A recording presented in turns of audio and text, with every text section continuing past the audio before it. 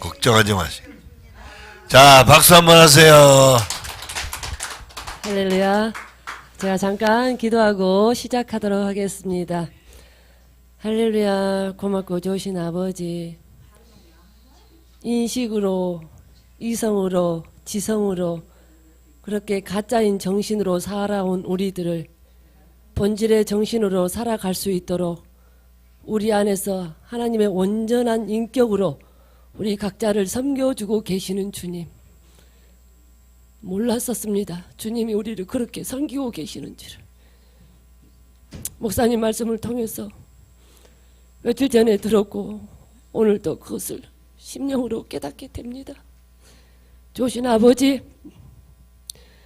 우리도 그러한 사람이 되어져서 그렇게 많은 영혼들을 주님처럼 그렇게 인격으로 섬겨드리는 자들이 될 수 있도록 우리를 온전케 하시는 주님 감사합니다. 이 시간도 심령이 되어서 읽음으로 피차 안에 은혜가 되어지고 우리가 벗겨질 것이 벗겨지는 귀하고 복된 시간 되게 도와주시옵소서. 감사드렸고 거룩하신 예수님의 이름으로 기도드렸습니다. 아멘. 그래요, 제가 하나님이 우리 안에서 이 시간에는 109페이지 영적 존재로 인간학 109페이지 11번 영의 문제에 대해서 함께 보도록 하겠습니다. 먼저 들어가기 전에 잠깐 이야기를 드린다면 며칠 전에 그 주일날 목사님이 그러셨어요. 하나님이 우리 안에서 우리를 섬기고 계신다는 그 말을 시체 말하면 약간 벌로 들었거든요. 근데 오늘 이렇게 앉아서 있으면서 하나님이 우리를 어떻게 섬겨주시지 그 생각을 하는데 정말로 그 하나님의 인격, 하나님의 그 사랑으로 온전하게 우리를 세워가시기 위해서 이렇게 저렇게 이렇게 달래고 얼래고 어르고 아주 가지가지 모양으로 최대한으로 우리가 뭐라 그럴까요? 마음 상하지 않는 방법으로 그렇게 달래고 계시는 것을, 인격적으로 그렇게 섬기고 계시는 것을 있다는 것을 깨닫게 하시더라고요. 그래서 이야, 그렇구나. 나도 많은 사람들, 특히 가정에서 애들, 남편 그렇게 인격적으로 좀 달래다가 기분 나쁘면 우리는 한바탕씩 하잖아요. 그렇게 하면 안 되는데 그 생각이 또 들었습니다. 그래서 저와 여러분도 이렇게 정말 사람이 되어서 온전함으로 주님이 우리를 섬기듯이 그렇게 온전함으로 많은 사람들을 섬겨야 되겠구나 하는 그런 마음을 다시 한번 다지는 귀한 시간이 되었습니다. 영의 문제 함께 1번 영의 발견에 대한 장애 함께 읽도록 하겠습니다. 영의 발견을 가로막는 문제를 우리는 또한 생각해야 한다. 현대에 사는 우리는 대부분 확실히 우리 자신이 영적인 존재임을 잊고 산다. 그 이유는 많을 것이다. 그러나 결정적인 장애 요인이 되는 것은 아무래도 이성적 존재라는 세속적 인간관이 우리의 정신을 강하게 지배하고 있기 때문인 것 같다. 이성은 생각하기에 따라서 인간이 영적인 존재임을 가리켜 줄 수도 있고 반대로 영적인 존재를 완전히 부정하게 하는 가장 큰 장애물이 될 수 있다. 그 이유는 이성 자체가 문제가 되는 것이 아니고 이성의 본래적인 기능이 왜곡될 때 근본적인 문제가 되는 것이다. 이성 자체는 우리 인간에게 하나님이 주신 아름다운 선물이다. 그러나 우리가 이성에 의해서만 우리 자신을 규정하려고 할 때 혹은 이성을 삶의 척도로 삶을 때에 이런 왜곡된 태도가 영의 발견을 위한 적지 않은 장애가 되는 것이다. 그러나 우리는 이성을 없애버리거나 부정할 수도 없고 그렇게 해서도 안 된다. 오히려 이성이 자신의 본연의 자리로 들어가면 되는 것이다. 그 말은 영이 발견되어야 비로소 이성이 자신의 이치를 파악하게 된다는 말이기도 하다. 그렇다면 우리는 영의 존재를 어떻게 알까? 또한 인간이 영적 존재임을 어떻게 알 수가 있을까? 어쩌면 이런 질문 자체가 잘못되었는지도 모른다. 영이 있는가 없는가 하는 질문은 결국 존재 문제인데 또한 실제성의 문제이기도 하다. 실제성의 문제는 근본적으로 인식의 문제가 아니라 그것을 과연 발견할 수 있는가 하는 문제이다. 왜냐하면 우리는 이미 실제성과 관계하며 살고 있으며 우리의 삶은 본질적으로 이미 실제성에 의해 주어져 있기 때문이다. 그런데 새삼 우리가 존재하느냐 존재하지 않느냐고 묻는 것은 그 질문의 방향이 잘못되었다고 할 수 있을 것이다. 영의 질문을 던지건 그렇지 않건 간에 이미 우리는 영적 존재로 살아가고 있다. 그러나 그것을 발견하지 못할 수도 있다. 그래서 이것을 위한 질문이 새롭게 주어져야 한다. 즉 인간이 영적 존재인 것을 어떻게 발견할 수 있는가? 또는 우리가 어떻게 영적 실제성에 참여할 수 있을까로 질문되어야 할 것이다. 우리가 영의 발견을 위한 질문을 존재 문제로 던지는 이유는 영을 하나의 어떤 존재 혹은 어떤 실체로 생각하려는 오해 때문이라고 할 수 있는데 이런 오해는 사물을 항상 합리주의적으로 보려는 데서 생겨난다. 합리적이라는 말은 레이셔널이라는 말이다. 우리는 여기서 합리성과 합리주의를 엄격하게 구분해야 한다. 합리성은 사물을 보고 그 사물과의 관계를 파악하고 그 관계를 유추하여 결국 창조주 하나님의 소리를 감지하는 능력 자체라고 할 수 있다. 그렇다면 그것이 어떻게 문제가 되겠는가? 이성이란 원래 감지하는 기능을 가진다. 어떤 소리를 듣고 그것을 정확하게 또는 분별 있게 파악하여 나의 이치와 한계를 인식하고 그것을 말하는 타자를 올바로 바라보게 하는 인간의 탁월성 말이다. 이것은 또한 인간을 듣는 존재로 만드는 능력이다. 그런데 이것이 합리주의로 나간다는 것이 문제이다. 합리주의라는 말 그대로 매사를 합리적으로 보려는 태도로 조직, 분석, 체계적으로 인식하고 미래의 일도 그 체계에서 전망하려는 것이다. 즉 인간을 보는 존재로 만드는 것이다. 이것은 인간의 탁월한 능력이 특정한 하나의 관으로 고착되는 것을 말한다. 그래서 자신의 특정한 관점으로 상대를 파악하려는 시도를 하게 된다. 인간이 합리성을 가졌는데 이것을 고집하고 인간 전체를 여기에서 출발시키려고 하는 노력이 바로 합리주의이다. 말하자면 합리성이 세속적으로 변질되어 자신의 본래의 고유성을 상실한 형태를 합리주의라고 할 수 있다. 예, 그러니까 이게 뭐냐 하면 이거예요. 우리 인간이요, 이성이 돼가지고 모든 걸 합리적으로 생각해. 객관적이라는 미명 밑에 합리적으로 생각을 해요. 예, 이게 합리주의가 되는 거예요. 그래서 자기가 옳다고 생각하는 기준이 다 있어요. 그리고 보통 그게 뭐 자기 안목이라고 그러죠. 그 자기 관이라는 게 있어. 틀을. 그대로 사는 거예요. 근데 이게 전부 잘못된 틀이야. 그래서 신앙관도 다 다른 거예요. 성경이 기본 텍스트가 돼야 되는데 기본 텍스트가 아니야. 자기 욕망을 위해서 전부 변질시키는 거예요. 아까 얘기했죠. 왜? 신앙을 세속화시킨다. 영적인 것도 세속화시키지. 이제 은사가 잘못된 이유가 뭐냐면 본래 의대로 써먹지 않고 이게 뭐 무당처럼 써먹으니까 문제가 되듯이. 할렐루야? 이거 기가 막힌 거예요. 그러니까 우리가 지금 미쳐있다니 미쳐있어. 애들이 텔레비 보잖아요. 그러면 자기가 무슨 배트맨인가 원더우먼처럼 그냥 5층에서 뛰어내리는 거야. 뛰어내려 죽는 줄 모르고. 에? 자기도 모르게. 저도 그 20대 초반인 걸로, 어렸을 때, 서부활국 영화 보고 나오면요. 내가 건맨 것 같아. 얼마나 웃겨요. 폼이 그래. 그 젊은 애들 그 왜 건달 영화 보면 그죠? 확 어깨 이러고 나고. 막 다 때려눕힐 것 같아. 지가 터지면서도.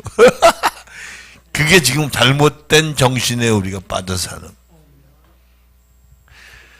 이거 심각한 거예요. 그러니까 지금 우리가 잘 산다고 그걸 합리주의적으로 해석을 하는 거야. 나만큼 잘 사는 사람이 어디 있냐. 근데 그게 가짜인지도 모르고.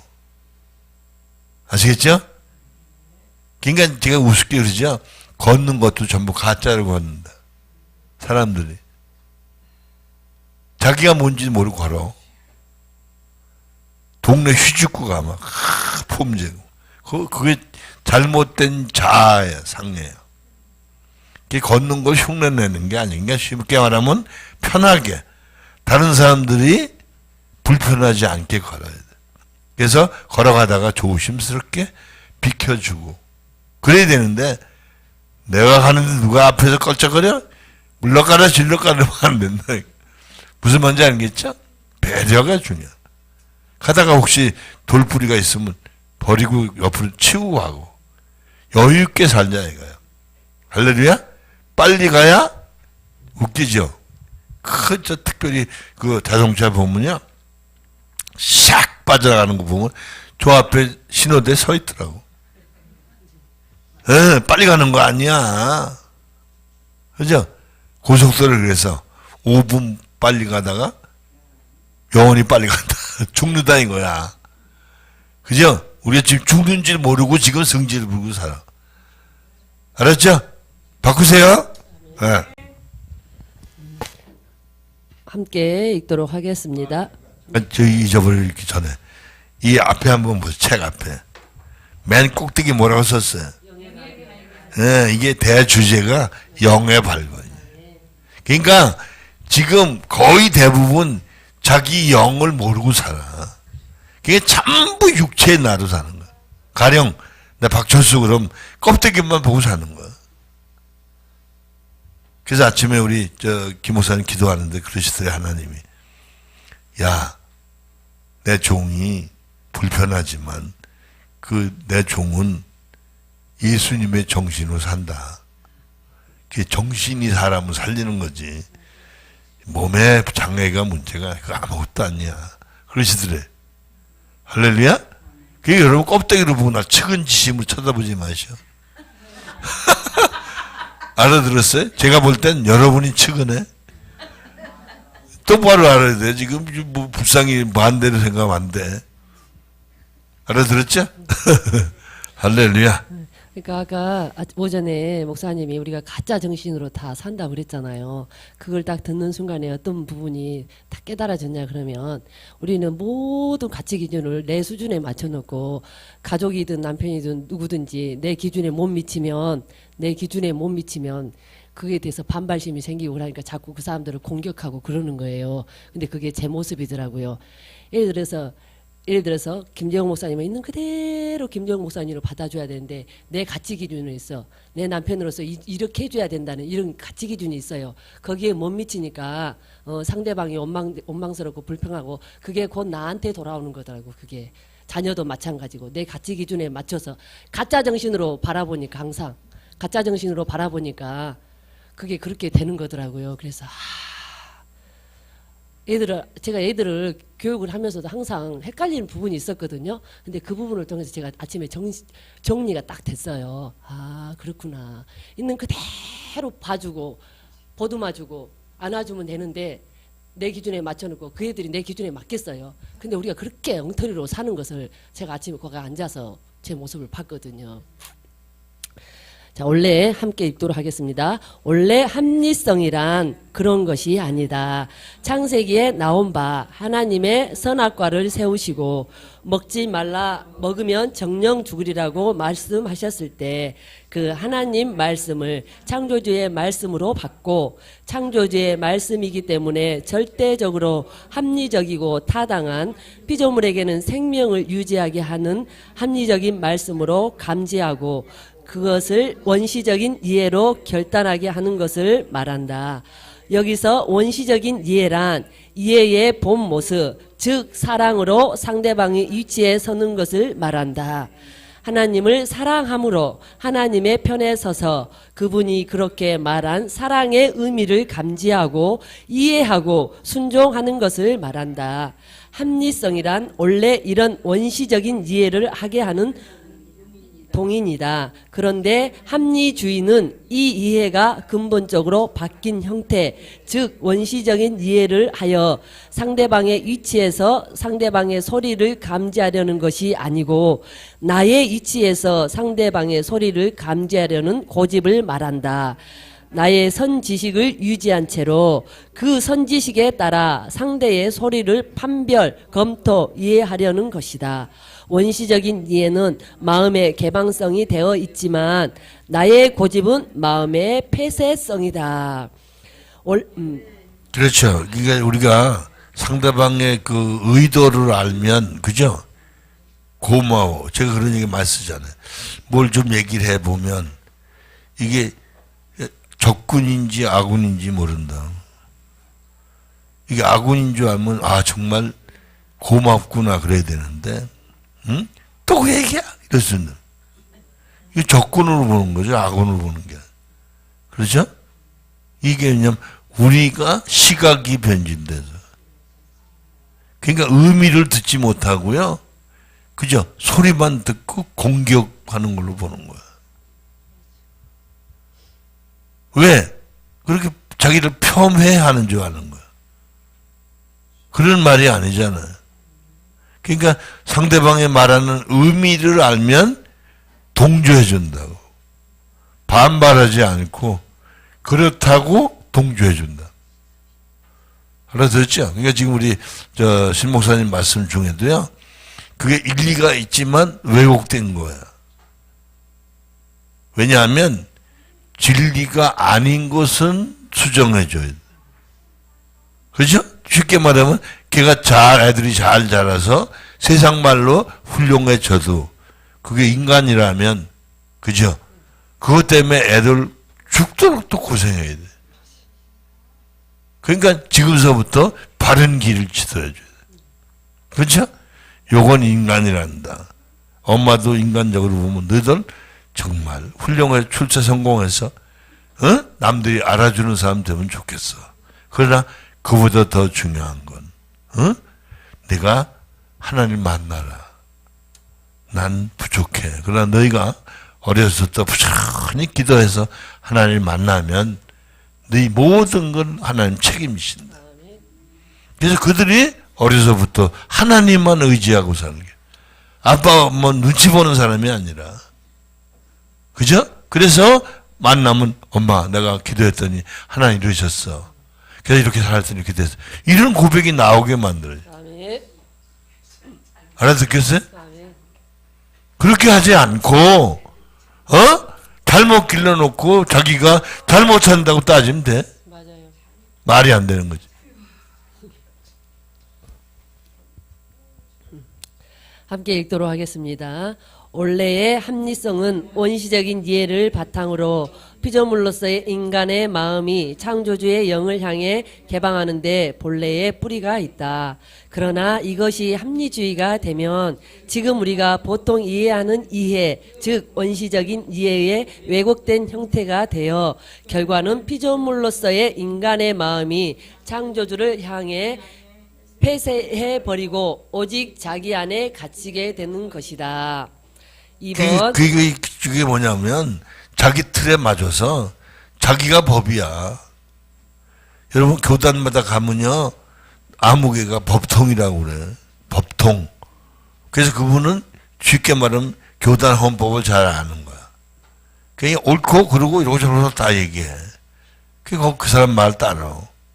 그게 뭐 누가 뭐라 하면 불법이요 이런다. 알겠죠? 그러니까 우리는 잘못된 왜곡된 신앙이 아닌 욕망으로 똘똘 뭉쳐서 말도 안 되는 궤변을 늘어놓으면서 그걸 합리적으로 얘기하는 거야. 무슨 말인지 알죠? 말도 안 되는 소리 하는 거야. 그러니까 싸움만 생기는 거야. 우리는 좀 빨리빨리 정신 좀 차려보자고요. 아멘. 할렐루야. 2번 영의 문제에서 또 하나 중요한 요소를 생각해야 한다. 주관성의 구분이 주관성과 주관주의의 구분이 필요하다. 주관성이란 나의 독특한 성질, 나가 가지는 고유한 성질을 말한다. 여기서 나가 가지는 고유한 성질이라고 했을 때는 실존에 대단한 의미가 있다. 인간과 동물을 근본적으로 구분시키는 것이 있다면 바로 이 주관성이다. 이 주관성은 동물에게 결정적으로 빠져있는 요소이다. 동물에게는 나를 의식하는 의식 자체가 없다. 아무리 영리한 침팬지도 자기 의식이 없기 때문에 인간과 구분된다. 바로 주관성이 나의 나됨을 결정하는 것이다. 주관성이 없기 때문에 자의식이 없고 자의식이 없기 때문에 언어를 창조할 수 없다. 따라서 동물에게는 하나의 소리로 된 언어만 있을 뿐 문장으로 된 언어는 존재할 수 없다. 주관주의는 이러한 주관성이 왜곡된 형태, 즉 나의 독특한 성질이 나만의 독특한 성질로 왜곡된 형태이다. 나만의 성질이라 함은 개성주의를 들 수 있다. 그런데 여기에서 재미있는 비극이 발생한다. 주관성은 나의 독특한 성질이라고 했는데 즉 주관적이 바로 나의 독특한 성질이다. 주관적으로 내가 나의 의지에 따라 스스로 결단하는 것을 말한다. 반면에 이것이 나만의 성질이 되면 나만의 독특한 개성이 나오는데 유감스럽게도 나만의 개성이라 함은 항상 모방을 근거로 하고 있다. 개성은 모방을 근거로 하여 나만의 것으로 고유화하는 것을 말한다. 이것은 따지고 보면 타인의 주관에 의해 나의 고유한 것이 상실되는 형태로 나간다는 것을 의미한다. 인간이 하나님과 유사하게 무엇을 창조할 수 있는 것은 인간이 이 주관성을 가지고 있기 때문이다. 그런데 이 주관성이 왜곡되면서 즉 주관주의가 되면서 나만의 개성주의로 나타난다. 현대를 가리켜 주관주의라고 할 때 바로 이러한 나만의 개성주의라고 하는 다르게 말해 남의 주관에 따라 자신의 의지를 복종시키는 상태로 변질되는 것을 의미한다. 현대를 가리켜 정신의 상실이고 주체성이 없다고들 할 때 바로 이것을 말한다. 주체성이 없다고들 할 때 바로 이것을 말한다. 자, 이런 얘기 아까 그 권사님 얘기하시는데 뭐라고 그러시냐면 엄마한테 너무 싫은 게 있어서 자기는 안 그래야지 그랬는데 세월 지나고 보니까 자기는 엄마보다 3배나 더 하더라. 이게 뭔지 아세요? 우리가 상대방 주관을 부정하면서 내가 나의 주관이 없어지고 그 주관이 내 주관이 돼. 알겠죠? 그게 모방이란 말 쓴 이유가 그거예요. 그러니까 그건 우리 인간 존재 양태를 알아야 돼. 성질을 객관적으로 볼 줄, 이렇구나. 이 얘기하는 의도는 하나님만이 완전한 주관이 되신. 그래서 우리가 하나님의 너로서 하나님의 주관이 우리에게 객관이 돼야 돼. 그래서 우리는 하나님을 모방해야 돼. 그래서 하나님의 주관이 나의 주관이 돼서 주관이 될 때 우리가 온전한 인격으로 세워지는 거예요. 무슨 말인지 알겠죠? 그런 거예요. 그러니까 우리가 살 줄을 모르는 거야. 참 너무 복잡한 얘기인가요? 네.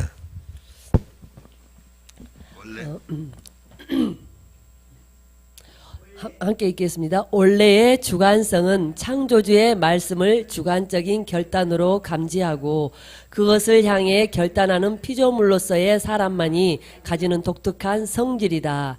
그러나 이것이 현대에 와서는 원래의 주관성이 왜곡되어 주관주의가 되는데 여기에서는 반대로 창조주를 향한 주관적인 결단이 상실되고 피조물인 다른 인간의 주관을 모방하면서 그것을 자신의 고유한 것으로 내면화하여 이제 개성주의적인 독특한 성질로 변질되어 버린 것을 말한다. 아멘. 그죠? 이해가 되죠? 네. 그 여러분 지금 이러니 저러니 그래도 독특한 줄 알지만 여러분도 자신도 모르게 모방하고 사는 거야. 모방된 거야. 다시 말하면 변질된 주관이에요. 그리고 자기 고집대로 사니까 주관주의가 되는 거예요. 그러니까 오직 하나님의 주관이 우리를 다스려서 우리가 하나님의 주관을 모방해서 하나님처럼 살아야 될 줄로 믿습니다. 아멘. 할렐루야. 아멘. 그러면 여기서 말하는 원래의 나의 독특한 성질이란 무엇일까? 이것을 이해하기 위해 주체가 가지는 원래의 의미를 생각해야 한다. 주체는 나이다. 나는 그냥 나인 것이 아니다. 그냥 나인 상태를 가리켜 나라는 고독이라고 말해야 한다. 그러나 고독과 그냥 나인 상태는 의미가 다르다. 고독은 이미 너로부터 버림을 당한 상태를 말한다. 반면에 그냥 나인 상태는 전혀 아무것도 아니다. 나는 너를 상대할 때 사용되는 말이다. 고독은 너로부터 버림을 당한 상태지만 너가 없으면 나인 상태를 말한다면 그것은 아무것도 아니다. 그것은 빈 시간, 빈 공간, 즉 무와 같다.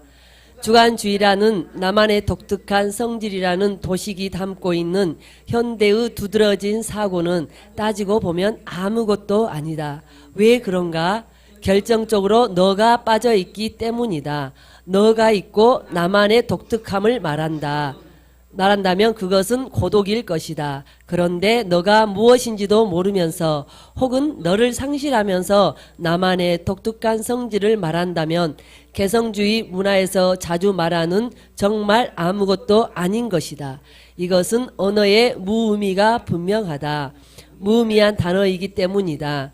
나는 너가 있기 때문에 나라고 한다. 너가 없는 상태에서 나만을 말하는 것은 이상주의 또는 정신의 착각이다. 여기서 말하는 나와 너는 어떤 구체적인 대상을 말하기도 하지만 하나의 본질적인 카테고리를 말한다. 나는 항상 너와 관계하게 되어 있다. 너를 만나면 나는 비로소 나가 되는 것이다. 이상하지 않는가? 왜 나는 너와 관계해야 되는가? 여기서 나는 항상 거기 있잖아요. 이거는 내가 나가 되려면 너이신 하나님을 만날 때 가능하다는 그 말씀을 그 말을 이렇게 표현하고 있는 겁니다. 그러면서 우리는 각자 이름을 가지고 있다. 그런데 이름을 들은 타자에 의해 명명되고 난 후에 생긴 것들이다. 예를 들면 한수환이라는 이름은 필자에 붙이니 필자를 보고 지었다. 나의 아버지라는 나가 자신의 아들 너를 향해 명명한 것이다. 이 명명하는 사건을 생각해 보자. 왜 명명해야 하는가? 나의 얼굴은 다른 아들의 얼굴과 틀리고 그래서 식별할 수 있으며 구별된다. 그럼에도 불구하고 왜 이름을 지어야 하는가? 왜 명명해야 하는가? 우리는 이렇게 생각할 수 있다. 명명하는 것은 하나의 외침이다. 즉 너를 향해 외치는 것, 내가 너를 향해 지금 외치는 것이다. 세상에는 간혹 이름이 없는 것이 있다. 깊은 바다에 있는 알 수 없는 고기들에게 우리 인간은 아직 이름을 주지 않았다. 왜 우리는 아직 그것들에게 이름을 주지 않았을까? 그것은 우리가 아직 만나지 못했기 때문이다. 그러나 만나면 우리는 항상 이름을 부른다. 이름이란 본질적으로 하나의 외침이다. 만나면 우리는 외치고 있다고 해야 하는 것이 옳다. 왜 우리는 만나면 외칠까? 이 외침이 가지는 의미는 무엇인가? 나는 너를 향해 외치는데 바로 그것은 존재의 굶주림, 즉 정신이 자신의 실제성을 찾고 있는 것이다. 나는 너가 없으면 존재할 수 없는 고로 존재하기 위한 몸부림의 외침이다. 도대체 너가 없이 나가 어떻게 존재한단 말인가? 우리에게 나라는 1인칭이 있다는 것은 반드시 너로 인해 살아가고 있다는 증거가 아닌가? 이런 카테고리가 어떻게 가능할까? 왜 우리 인간은 상대를 만나면 소리로 외치는 존재로 살아가는가? 이런 카테고리가 도대체 어디서 나왔을까? 에브너는 이런 카테고리를 가리켜 생의 근원성이라고 한다. 우리는 여기에서 비로소 하나님의 너를 생각해야 한다. 우리가 이런 알 수 없는 범주가 어떻게 인간 세상에서 사용되고 있는지를 생각한다면 우리가 스스로 그 근원을 찾기 위해 노력한다는 것은 헛된 일일 것이다. 탁월한 위인들이 벌써 찾아서 우리에게 말해주고 있기 때문이다. 그 위인들의 노력에 감사를 드리면서 우리는 그 위인들이 찾은 것에서 출발해야 한다. 위인들이 찾은 것은 공통적으로 이 근원이 하나님에게서 나왔다고 하는데 일치하고 있다. 우리가 너나 나를 외치는 근거는 하나님이 우리에게 주신 선물이며 그것은 곧 인간과 하나님과의 관계가 그렇다는 것을 말해주기 때문이다. 성경에서 자주 하나님은 영이시라고 한다. 이 영을 호흡, 바람으로 자주 비유하고 있는데 그것은 하나님과의 관계에서만 인간이 살 수 있음을 보여준다. 참 대단하죠. 이게 그러니까 우리의 그 이성적인 존재이기 때문에 이런 유추 과정을 전부 얘기해야 우리가 부정을 못하는 거야. 그래서 진정한 참 하나님 얼마나 놀라우신 분입니까? 우리를 이성적 존재를 만들어서 인간과 인간의 관계가 심리라는 과정으로, 그죠? 상대를 나눠로 앉아. 그게 박혀 있기 때문에 하나님의 영을 만나서 나눠 관계, 상대적 관계, 심령이라고 다르지만 그런 토양이 있기 때문에 우리가 심령이 될 수 있는 거예요. 알겠죠? 그 나눠를 우리가 인식하고 있기 때문에 진정한 나눠를 발견할 수 있게 됐다 이 말이에요. 할렐루야? 기가 막힌 거죠. 아멘. 그러면서 여기서 보니까 합리성이나 주관성 이거는 하나님과의 관계할 때 쓰는 용어이고요. 합리주의나 주관주의는 우리가 심리하고 관계할 때 인간의 관계를 말하는 겁니다. 심리와 관계할 때 변질된 그 부분을 말하고 있습니다. 그러면서 함께 읽겠습니다. 위에서 본 대로 합리성이나 주관성과 같은 요소가 왜 우리 인간에게 주어져 있겠는가? 하나님 앞에서 지금 살고 있다는 사실을 말해주는 것이 아닌가. 합리성은 하나님의 소리를 감지하는 능력 외에 무슨 다른 의미가 있는가. 이 고상한 능력이 하나님의 말씀을 감지하는 데 사용되지 못하니까 이제는 자신을 위해 사용하는 것이다. 그것은 합리주의로, 즉 자연으로부터 자신을 보호하고 동물이나 자연을 정복하기 위해 사용하는 것이다. 그리고 우리에게 주관성은 왜 주어져 있겠는가? 하나님에게 스스로 결단하라는 의미 외에 다른 무엇이 있겠는가? 그런데 하나님을 발견하지 못했을 때 우리는 그것을 자신의 것으로 사용한다. 나만의 개성주의로 사용하는 것이다. 영은 있다 또는 없다로 이해하는 것은 합리주의나 주관주의의 결과이다. 영은 있다 또는 없다로 이해되어야 하는 것이 아니고 살다 또는 죽다로 이해되어야 한다. 영이 산다 혹은 죽다라는 말은 무슨 의미인가? 우리는 지금 살고 있다. 왜 그럴까? 움직이고 활동하고 호흡하고 있기 때문이다. 우리의 이런 모습을 가리켜 우리가 있다 또는 없다로 묻는 사람은 없을 것이다. 인간을 있다 또는 없다로 묻는 것이 아니듯 영도 있다 없다로 묻는 것이 아니다. 우리는 지금 살아가고 있다.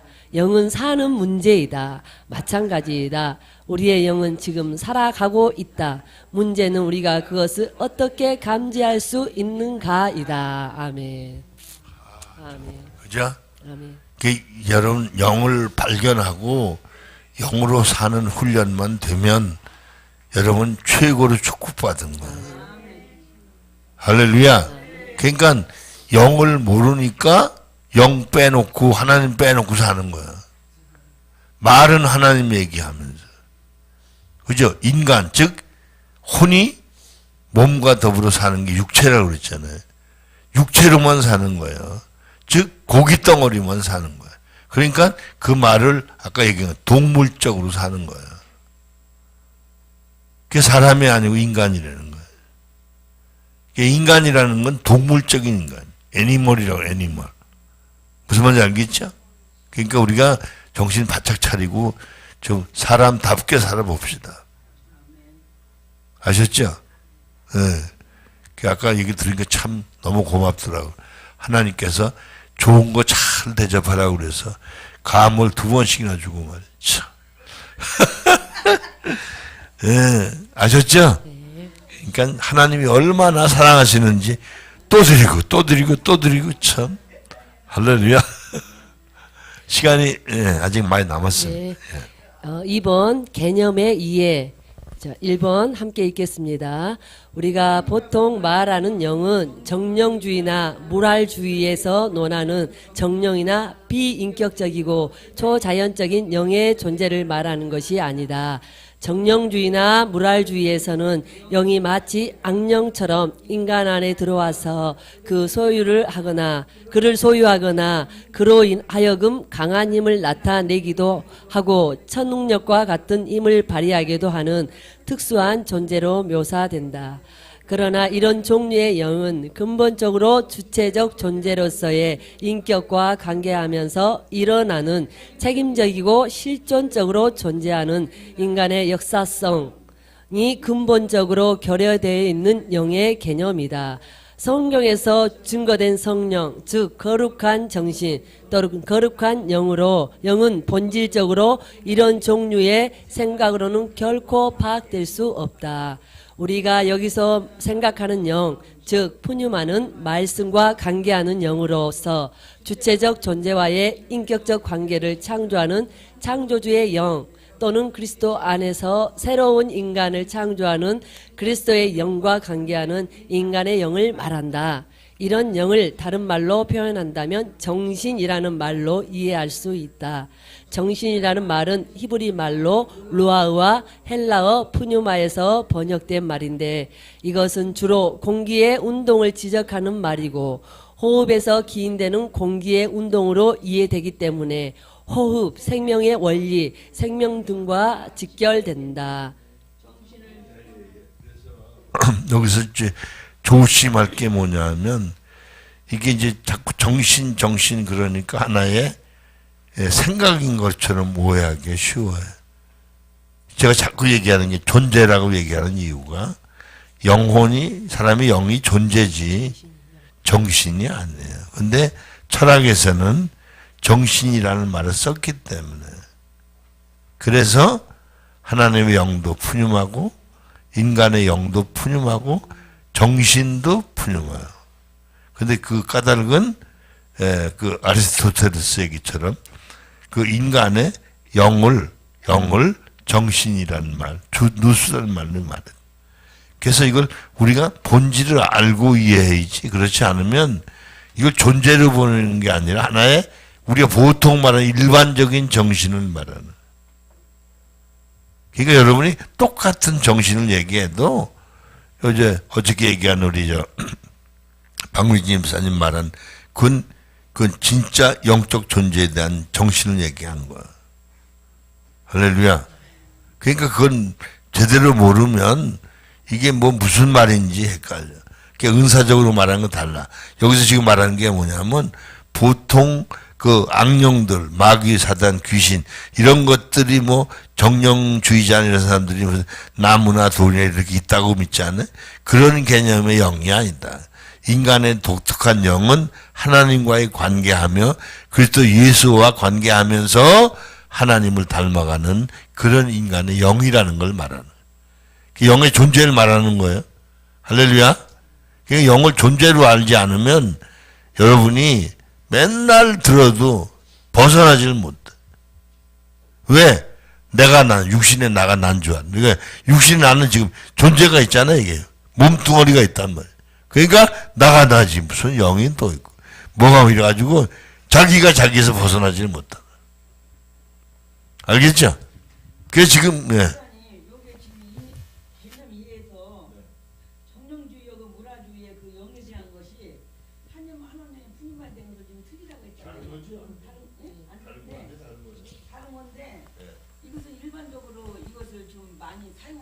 아직 일반적인 사람들은 그렇게 얘기를 해요. 근데 그것은 잘못된 거라는. 그러니까 무슨 얘기냐면 여기저기 이제 그 일반적인 사람들은 하나님에 의해서 만물이 창조됐으니까 거기다 기운이 있다, 에너지가 있다.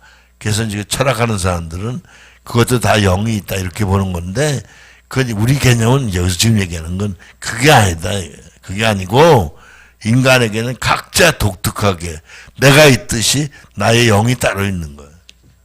이 영의 아버지가 하나님이고 이 영이 그리스도 예수 안에서만 새로운 존재가 되는 거예요.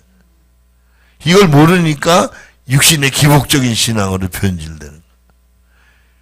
그게 구원이 영혼에 관한 건데 자 육신의 문제 해결이 구원일로 오해하는 거예요. 그것도 물론 구원이 아니라는 게 아니에요. 그러니까 바울이 그 얘기했죠. 내가 전에는 육신대로 예수님을 알았으나 지금부터는 육신대로 알지 않는. 그게 이제 우리가 보통 한국 사람들이 그 복음서에 나타난 이적과 기적, 치유, 오병이어 여기만 지금 관심이 있거든요. 그게 다 육신의 일이에요. 주님이 죽으시고 부활하신 게 본질이거든. 그게 본질은 사람들이 잘 생각하지 않고, 뭐 문제 해결? 그 육신의 문제잖아. 필요 없단 말이 아니야. 그건 필요할 때 내 거가 아니고 아버지 거잖아. 아버지가 만들어 쓰시는 거야. 키가 길게 필요하면 길게 쓰시는 거고 짝달만 게 조금 짝달만 쓰시는 거고 그 하나님 뜻대로 쓰시는 거지. 할렐루야. 그러니까 존재가 근원적으로 근본적으로 다르다는 거 알아야 돼. 아시겠죠? 그러니까 구원의 개념을 바르게 알지 못하면 신앙이 완전히 왜곡되는. 그러니까 뭐 인간적인 문제가 잘 되는 게 그 예수 믿고 잘 된다 이러면 안 돼. 물론 잘 되게 하세요. 그러나 그게 목적이 되면 안 된다. 그건 부수적인 거야. 그렇죠? 예. 함께 읽겠습니다. 정신을 표현하는 당시의 헬라어는 푸뉴마와 누스가 있었다. 누스는 보통 철학적으로 오성 내지 지성이라는 뜻으로 이해된다. 즉 인간 밖에서 안으로 들어왔다가 다시 자신에게로 돌아가려는 성질을 가진 어떤 정신적인 그리고 영원한 존재를 의미한다. 고대 헬라인들은 인간 정신도 이 영원한 누스에서 함께 참여할 수 있는 능력을 가진다고 믿고 그것을 이성 또는 지성이라고 이해했다. 그리고 푸뉴마는 종교적으로 특이한 어떤 것, 즉 일어나는 성질을 지닌 것 또는 초강력적인 것, 초자연적인 것 또는 다이나믹한 것 등으로 이해한다. 그러나 히브리적인 영, 루아의 개념은 누스와는 별로 관계가 없으며 본질적인 차이를 가진다. 70인 역에서는 루아가 푸뉴마로 번역되는데 과연 히브리적인 개념이 헬라의 단어로 얼마나 충분히 설명되는지는 해석의 여지가 있을 것이다. 몰트만은 히브리적인 개념인 루아를 충분히 이해하려면 서양 사상의 개념인 정신의 개념을 완전히 잊어야 한다고 주장했다. 헬라어로는 푸뉴마로, 라틴어는 스피리투스로, 독일어는 가이스트로 번역되는데 이런 서구의 개념들은 어떤 물질과 신체와 대립되는 것, 즉 비물질적인 것으로서의 영의 개념인 것이다. 헬라어 그러니까 이런 얘기예요. 이 서양 철학에서는 영을 너무 다양하게 생각을 했어요. 정신, 성령, 그죠? 인간의 영 다양하게 얘기를 했기 때문에 이게 철학자들이 그냥 더듬어 안 거예요. 그러나 여러분 개인의 영이 구원받냐 못 받냐 하는 건 전적으로 독자적인. 그래서 하나님도 우리를 만날 때 독자적으로 만나주시는 1대1 아시겠죠? 예? 우리 엄마 하나님 내 하나님이 아니야. 이게 굉장한 거예요. 그래서 우리가 따로따로 키우는 거죠. 이해가 되죠? 그걸 말하는 거예요. 그래서 이제 하나님 제가 이걸 좀 쭉 들으면서 감사한 게 그저 인간 그 왜 심상태 신부가 쓴 그 글 그 플라톤 얘기 아리스토텔레스 얘기 했잖아요. 그런 걸 옛날에 다 보게 하셔서 제가 많이 써먹었거든요. 그러니까 그 양반들이 이걸 다 하니까 그 옛날 그 교재들이 다 이렇게 연결돼 들어오는 거야. 할렐루야. 그러니까 저는 의미를 훨씬 폭넓게 아는 거죠. 그럴 수밖에 없잖아요. 그들이 쓴 용어, 의도. 이게 지금 미국 같은 경우는 이 푸뉴마, 즉, 이게 스피릿을 어떻게 쓰는 줄 아세요? 정신으로 써요. 그것도 일반 정신, 미국의 정신, 사상 그런 거잖아요. 예? 그러니까 정신의 다양성으로 쓰는 걸 우리는 알아야지. 그러나 우리가 영혼 그럴 때 우리 영은 존재론적으로 알든 독자적인 존재, 인격적 존재, 하나님과 만남의 존재. 할렐루야? 내 이제 인간적으로 육체가 있으니까 남편도 있고 아내도 있고 자식도 있는 거잖아. 그와 같은 거예요. 그러니까 내 영혼이 독자적으로 하나님과 관계예요. 영원한 관계예요. 할렐루야. 네, 이걸 우리 심각하게 알아야 돼요. 네. 함께 읽습니다. 헬라어, 라틴어, 영어, 독일어 등이 하나님 정신을 말하면서 사용하는 그 말들은 사실상 신체가 없는 것을 의미한다. 다시 말해 초감각적인 것 또는 초세상적인 것을 의미하는 말이다. 그러나 히브리어의 야훼의 루아흐는 폭풍우 또는 영육의 힘 그리고 인간성과 자연 안에 있는 힘을 말한다. 마치 모든 동식물이 호흡을 하지 않으면 죽어버리듯 살기 위해 공기를 호흡하게 되는데 루아흐는 인간이나 동식물에게 필요한 근본적인 생명력인 호흡을 가리킨다. 생명의 호흡이나 생기와 같은 것이다. 모든 동물의 생명이 피의 순환에서 보여진다면 네페시를 가리키는 피의 호는 엄연히 인격의 영인 루아흐와 구분되어야 한다고 몰트만은 주장했다.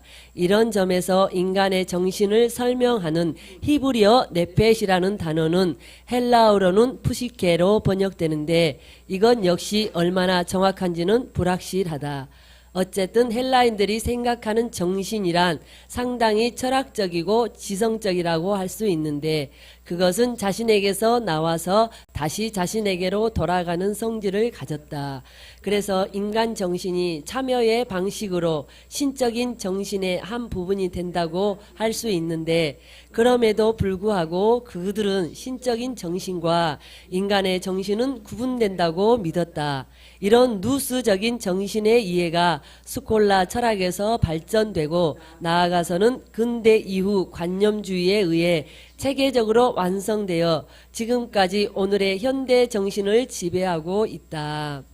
그러나 성경에서 증거되는 정신인 푸뉴마는 이런 지성적인 사변주의에 근거한 정신은 결코 아니다. 오히려 하나님의 인격적인 현존을 통해서 또한 그 현존에서 얻어지는 생명력을 의미한다고 할 수 있다. 근데 여기서 이제 그거예요. 그러니까 우리가 생명 그럴 때, 우리 목숨 그럴 때도 이 몸이 있잖아요. 근데 이 글만 보면 몸은 설명하지 않고 생명만 얘기하니까 우리가 혼돈되기 쉽다 이 말이에요.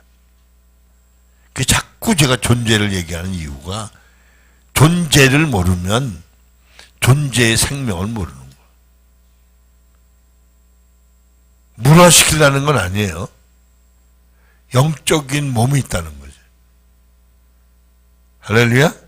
네, 이걸 알아야 우리가 바르게 아는 거예요. 그러니까 쉽게 말하면 내 이 몸, 육체의 몸이 고린도후서 4장 16절 이하처럼 겉사람은 후패하나 우리 속은 날로 새롭다. 이게 인격만 얘기하는 게 아니에요. 어떤 사람이 그러더라고요. 환상을 보니까 영적으로 키가 많이 큰 사람도 있더라. 큰 사람도 있다. 적은 사람도 있고. 그런 얘기 하더라고요. 무슨 말인지 알겠죠? 이걸 바르게 알아야 되는데, 그러니까 우리는 그냥 뜸뜸이 내 주체 육체가 난조 아니고 뜸뜸이 영은 가끔마다 꿈에나 한번 나타나는, 그죠? 그렇게 오해하니까 영혼이 주체가 아니고 육체가 주체가 돼서 사는 거. 그러니까 이건 다 종교 생활이다. 이게 미친 짓이다 이거. 그러니까 신앙생활 제대로 못하는 거예요. 이해가 되죠? 네.